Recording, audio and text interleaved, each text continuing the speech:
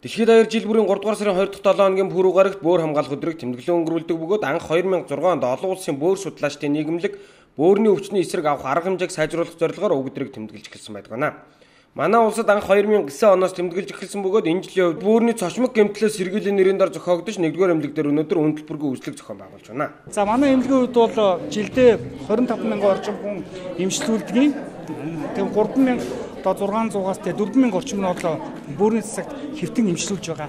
За жилд бол 150-аас 180 хүн бөөрийн өвчний эцсийн шат болох бөөрийн арга дутагдaltaа өвчнөрт шинээр бүртгэгдэж одоо орж ирж байна.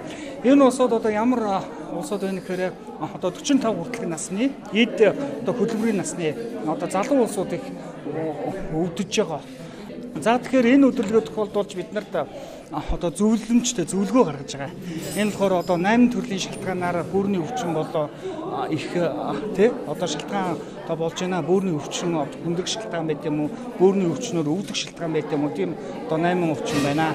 Энэ бол одоо 1-р артерийн даралтыг бол тогтмол хэмжиж байгаа 130-80 хүртэл байх.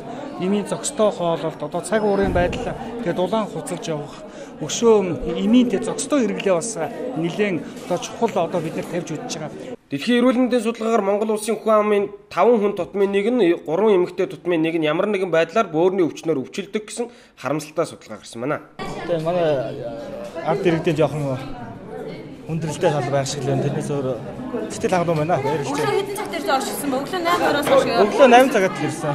Тэгээ 8 цагт ирээд тэр их байсан бай. Хооч иргэд ихсэн байсан.